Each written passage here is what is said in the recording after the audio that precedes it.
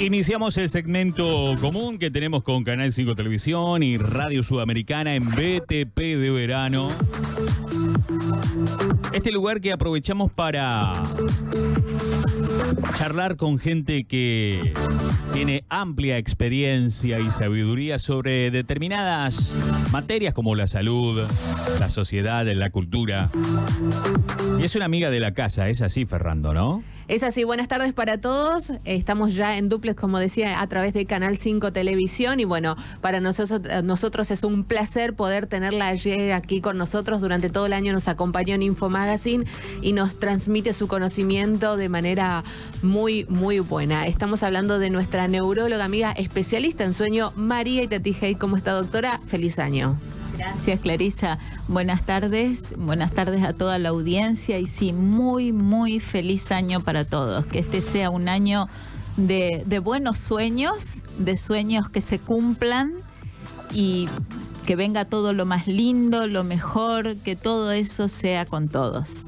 Bueno, estábamos viendo, ¿no? Que de tantos temas pusimos en el bolillero a ver qué podemos tocar el día de hoy, de tantos temas interesantes, pero haciendo un poquito también hincapié en la concientización, ¿no? En los accidentes de tránsito que por ahí se ven mucho en el verano, por una cuestión de que están de vacaciones, por ahí está el alcohol de por medio, la importancia, ¿no? de los golpes en la cabeza, doctora, de eso vamos a hablar hoy. Sí, es un motivo de consulta muy frecuente.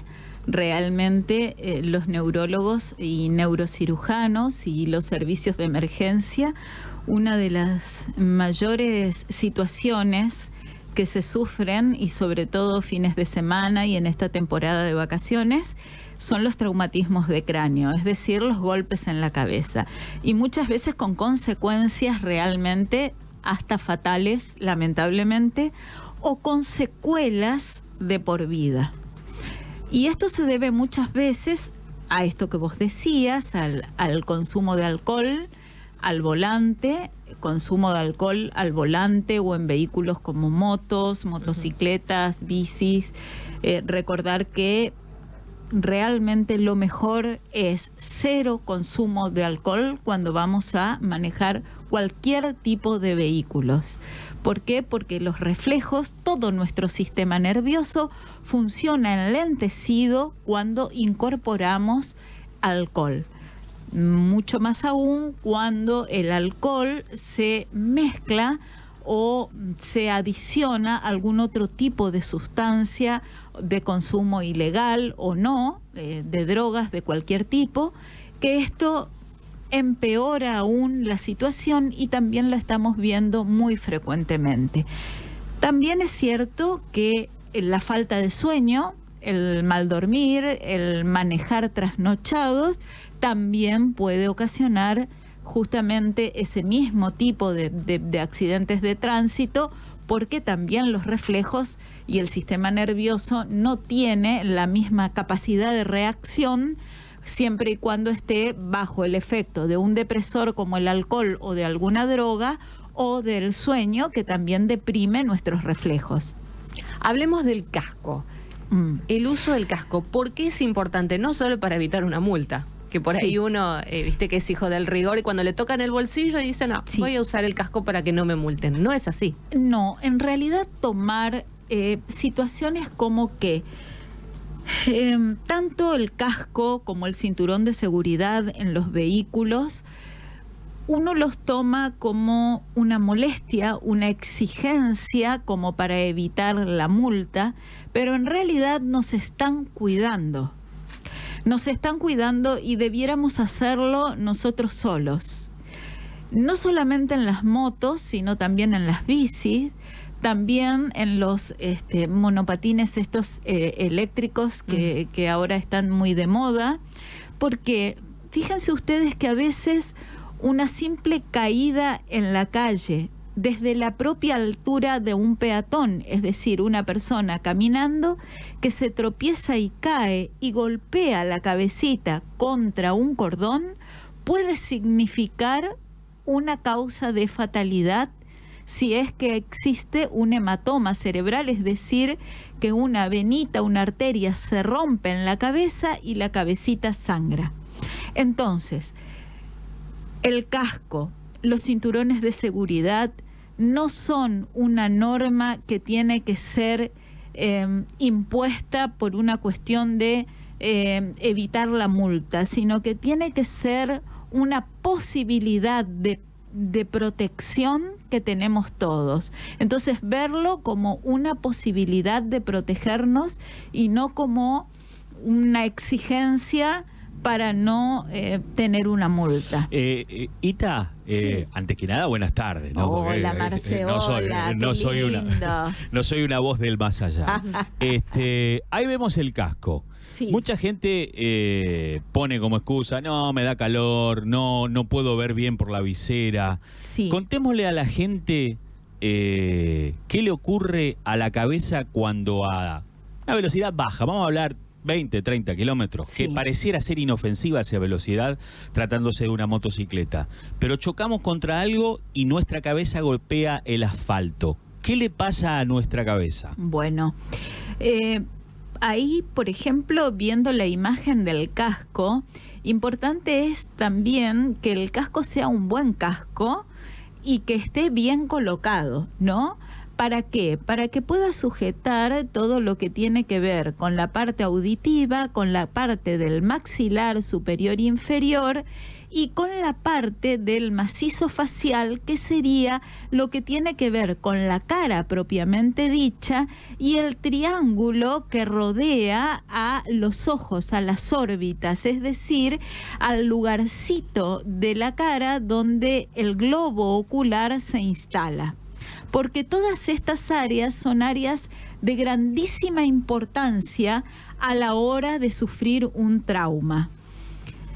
Muchas son las quejas con respecto al casco, como decir, bueno, me impide ver, no escucho adecuadamente, me molesta, me da calor, pero sin embargo, si el casco es bueno, todo esto no se presenta de esta manera y realmente la protección es justamente hacia todos estos lugares. ¿Cuándo? Nuestra cabecita, la cabecita está formada por la cara, el cráneo, que es el hueso de la cabeza, que nosotros lo sentimos bastante duro, bastante rígido, y así es. Y después adentro de ese cráneo, de ese hueso que nosotros tocamos, está el encéfalo propiamente dicho, que es el cerebro. Bien, hacia abajo el cerebro se continúa con lo que se llama médula espinal y que está protegido por los huesos de la columna cervical, es decir, lo que sería la nuca y el cuello, ¿sí? Todos lugares importantísimos y vitales. Al existir una velocidad mínima, hay un efecto en la física que se llama inercia. No solamente la velocidad a la que vamos, sino que al detenerse el vehículo, esa velocidad a la que vamos genera también el efecto de inercia. Y cuando el cerebro golpea, no solamente impacta el cráneo sobre la superficie, sea el asfalto, el otro vehículo contra el que chocamos, un poste, un árbol, cualquier objeto contra el que choca el cráneo, sino que también nuestro cerebro, la masa encefálica, a su vez choca, hace un doble impacto sobre el cráneo, que es un hueso muy duro para lo sésil, para lo frágil que resulta el encéfalo, es decir, el cerebro, el tejido cerebral, que es sumamente frágil. Entonces ocurre lo que se llama conmoción cerebral, ¿sí? Muy bien. Entonces, Además, existen un montón de arterias y venas. Ahí pueden ver, no sé si se está viendo, pero en color azul, todas las venas del cerebro y en color rojo, las arterias del cerebro. Imagínense ustedes que ante una sacudida del cerebro por un impacto, todo ese paquete venoso también se produce un estiramiento. Entonces es probable que haya un trauma, es decir, que se lastimen, que se rompan arterias y venitas y que sangren, ¿sí? Incluso si el impacto es muy fuerte, puede ocurrir el daño del tejido óseo, entonces se rompe, se fractura el cráneo, los huesos del cráneo, y puede haber escape de masa encefálica, que eso sería mucho más grave. Pero también, viendo esa imagen, ustedes pueden ver hacia lo que sería el cuello, que tienen los huesitos de lo que son las vértebras, cómo el cerebro se continúa hacia abajo, hacia las vértebras, por lo que es la médula espinal. Por lo cual, cuando nosotros tenemos un daño, un seccionamiento a nivel de lo que es fíjense ustedes que la médula sería como la conexión, para explicarlo de una manera gráfica, entre la computadora central, que es el cerebro, y el resto del cuerpo. Los cables, ¿no? Exactamente. Entonces, ¿qué ocurre si hay una sección? Ocurre lo que nosotros conocemos como cuadriplejías, o las personas que pierden después de un accidente de tránsito la movilidad de los brazos y de las piernas. ¿Por qué? Porque ya no hay conexión entre esos cables que decías vos, Marcelo, y la computadora central. Acá quiero hacer una coma porque me parece súper interesante. Estamos hablando con la doctora María Itatí Heitz. Ella es neuróloga. Estamos hablando en el caso de que un motociclista sufra una caída sin casco, ¿no? Estamos resaltando la importancia de tenerlo en la cabeza, porque también es cierto de que...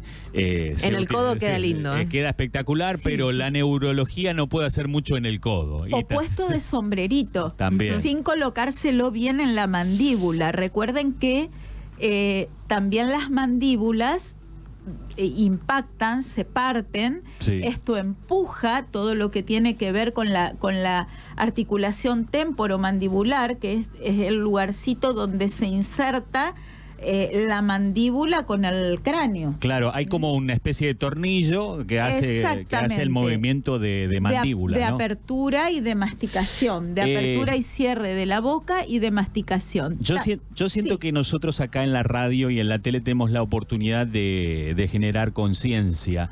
No somos quienes para brindar consejos, pero sí para difundir lo grave que implica la irresponsabilidad de llevar niños en moto sin casco. ¿Los niños, los pequeños, tienen fragilidad en el cráneo o ya tienen desarrollado en menor tamaño, pero robustecida la parte de la cabeza?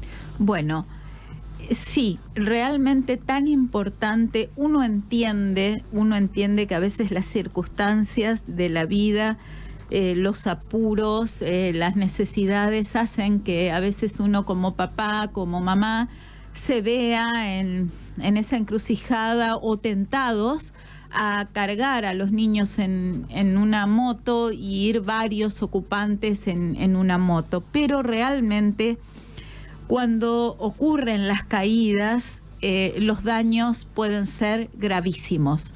Pueden ser gravísimos no solamente por el golpe en el cráneo, sino también por la situación de aplastamiento. Si bien los niños y los bebés tienen el cráneo y todos sus huesitos como más flexibles que nosotros los adultos, tienen menos posibilidades de fractura, pero también la posibilidad de aplastamiento es mucho mayor, sobre todo a la hora de hablar de las cabecitas, de los cráneos. Entonces, si se pudiera evitar transitar en motos con niños, mucho mejor. Si vamos a ir en un vehículo, en un automóvil, los niños en el asiento de atrás y con cinturón de seguridad, aún en la ciudad. Recordar que también esto del trauma, sobre todo cervical, de columna, puede ocurrir en los vehículos por justamente este movimiento de inercia y de suerte de latigazo cervical o de cuello al frenar un auto de golpe en la ciudad, por ejemplo, y entonces este movimiento de latigazo cervical puede ocasionar daños a nivel espinal, a nivel medular. Estamos viendo una foto que es gráfica, ¿no? Bueno, y que es tan habitual, ¿verdad? Es muy habitual ver en Corrientes, en cualquier parte del país, la moto. Vemos en la foto, le contamos a la gente que está escuchando la radio, una niña parada, adelante el conductor de la motocicleta. Van tres en la moto. Y atrás va lo que sería la mamá, ¿no? La mamá y el papá. Todos sin casco. Y la niña justamente va ubicada en la parte de adelante, paradita, agarradita del manubrio de la moto, y que ustedes fíjense que si esa moto impacta, la peor parte la lleva la niña. La lleva la niñita, primero porque es muy livianita y porque sería la primera en salir despedida. Uno entiende, en Corrientes son muchas las excusas, bueno, la falta de medios, el problema del dinero, del transporte, el calor con los cascos, pero saben que todo esto, y uno lo vive en las salas de emergencia, todo pierde importancia cuando uno tiene el niño lastimado o la situación irreversible en la sala de emergencia. Preferible caminar, preferible no ir, preferible ir en colectivo y tomarse más tiempo antes que después no poder volver para atrás, porque uno quisiera volver para atrás 1000 veces la situación cuando le pasa algo a un ser querido y lamentablemente no es posible. Hay que decirle a la gente que está escuchando la radio que nosotros no lo decimos desde el lugar acusatorio, lo decimos desde una realidad que puede ocurrir. Que a cualquiera le puede pasar. Y que nos pasa a todos. Lo decimos desde la sugerencia, desde comentar las cosas que nos pasan a todos. Todos fuimos jóvenes, todos empezamos de alguna manera y todos tuvimos que andar a las corridas y tenemos que andar a las corridas, a veces haciendo trámites, a veces decir, bueno, me llevas y no tengo casco, bueno, vamos, no va a pasar nada. Hasta que pasa. Hasta que pasa. Pero no, desde ninguna manera, yo siempre digo algo, ¿no? Que antes de juzgar a alguien hay que ponerse los zapatos de esa persona y caminar aunque sea media cuadra. Pero también es lindo transmitir las experiencias que a veces a uno le han tocado pasarlas y que por lo menos yo desde los lugares de emergencia uno puede ver y que uno dice, si pudiera volver el tiempo atrás, ¿cómo actuaría de otra manera? Y el tiempo, lamentablemente, ante la fatalidad, no se puede volver atrás. Entonces, por ahí está bueno escucharlo y por ahí a la hora de tomar la decisión, ¿sabes qué? Deja, vamos en cole o nos tomamos un remis si podemos hacerlo, y si no, vamos en colectivo o volvemos caminando, sobre todo si somos muchos, o si alguien o el conductor va a tomar, acomodarse, porque es preferible hacerlo, tomarse una molestia extra y venir todos tranquilos y sin renegar. Hablemos salimos de la motocicleta, salimos de la parte de tránsito, si se quiere, pero vamos a a otra cosa que es muy común, el golpe en la cabeza inesperado, ¿no? Por ejemplo. Accidentes hogareños. Sí, puede pasar, por ejemplo, en la calle. Vivimos en una ciudad, demográficamente hablando, que crece de manera desordenada, ¿no? En el sentido de que hay construcciones que por ahí en la vereda uno no las ve, o porque viene cada uno en su mundo. Aire acondicionado, el parante, y es muy común cabecear un aire acondicionado, y eso es un golpe desprevenido. A la cabeza muchas veces a uno le termina doliendo, queda como esa puntada intermitente que después pasa. Pero ¿cuándo hay que tener en cuenta esa alarma? ¿Qué síntomas debo tener en cuenta para decir, no, pará, fue un golpe, pero vos sabés que, no sé, me quedé mareado, vos sabés que, no sé, me dieron náuseas? ¿Cuáles son esas alarmas a las que uno debe prestarle atención? Sí, es cierto que son muchísimos las posibilidades o las ocasiones de golpe en la cabeza. Sí, con bordes de ventana, con bordes de aire acondicionados, como decís, lo hogareño, lo doméstico. Lo importante es, ante todo, si hubo o no hubo pérdida de conocimiento con el golpe. La sensación de conmoción cerebral, es decir, que el paciente a lo mejor no perdió el conocimiento, pero no recuerda lo que le pasó, o no puede recordar lo que le pasó durante un tiempito, pasa en un término de horas y no recuerda, después recién empieza a recordar todo a pesar de estar consciente. O bien no pasaron ninguna de estas cosas, pero después de un rato de aplicarse hielo en la zona, siente náuseas, ganas de vomitar o un dolor intenso, no solamente en la zona del golpe, sino como un dolor intenso de cabeza, ¿sí? Y sobre todo en el área de la nuca. Esas son situaciones como para decir, me acerco a una emergencia y me quedo tranquilo.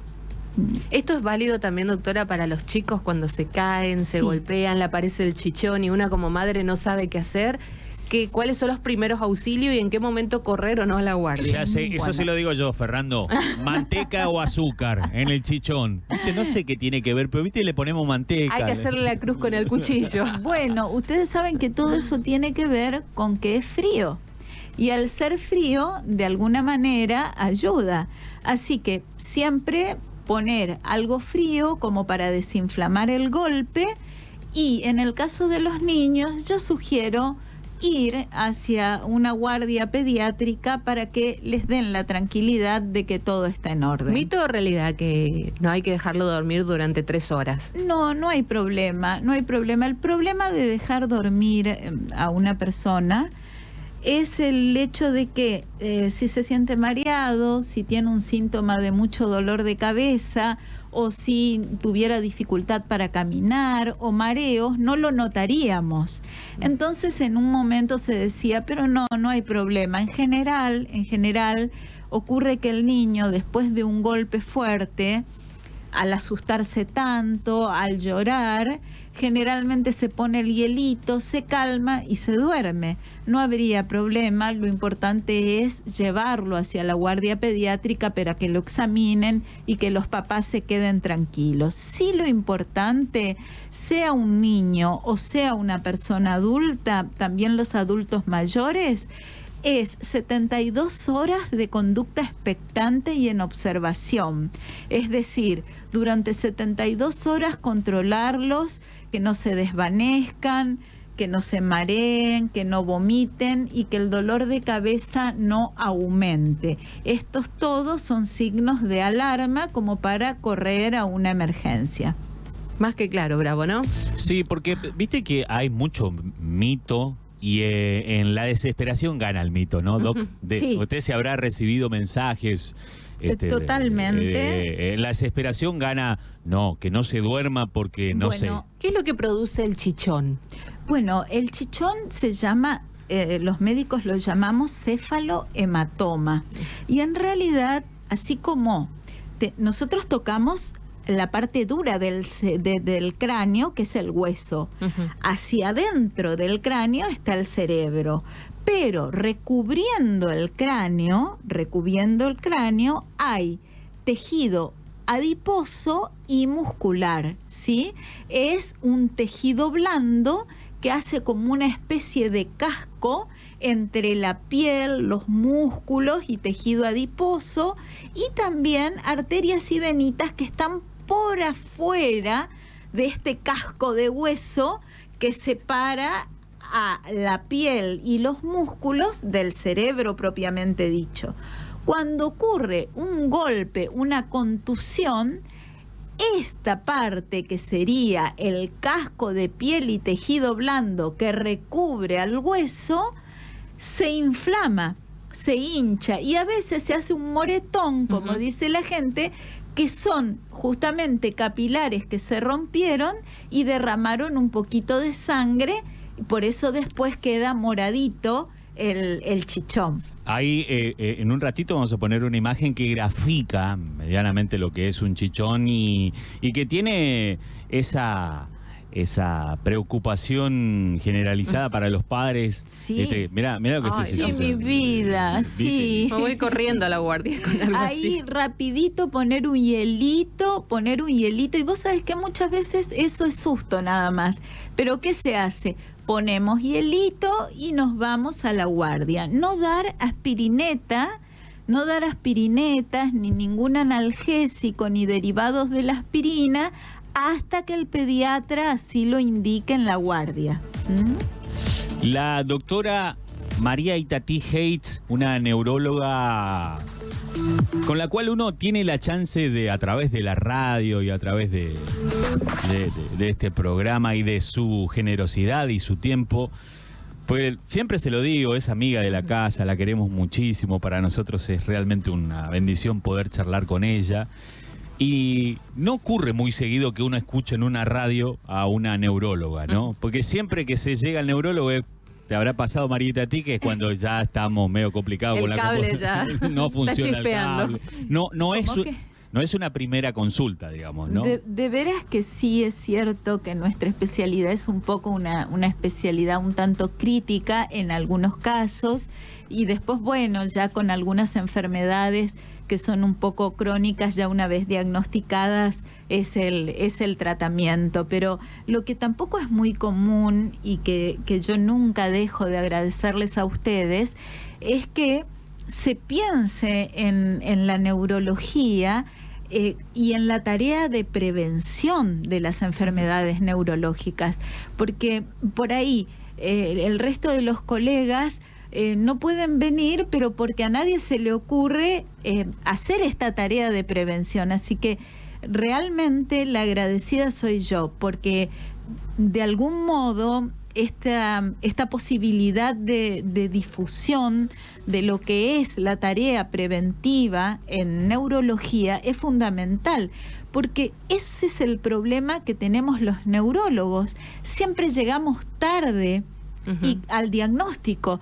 En algunas oportunidades hemos hablado con ustedes. Fíjense, hoy hablamos de traumatismos de cráneo.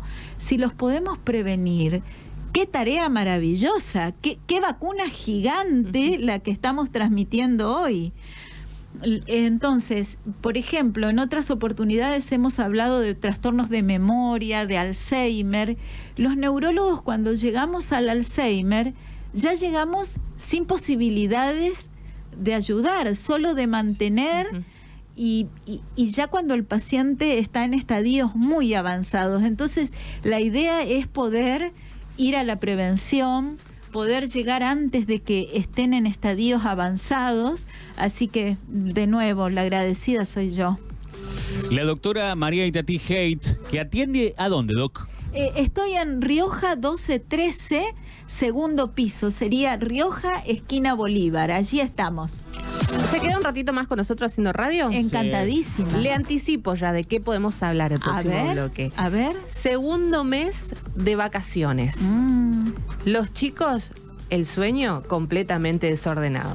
¿Qué hacemos, doctora? Porque recordamos a la gente que la neuróloga es especialista en sueños, una de las pocas que tenemos aquí en Corrientes, así que de ese tema, cómo ordenarnos con los chicos y el sueño, vamos a hablar en el próximo bloque. Hasta aquí la transmisión en duplex con Canal 5 Televisión. Volvemos mañana a partir de las 6 de la tarde.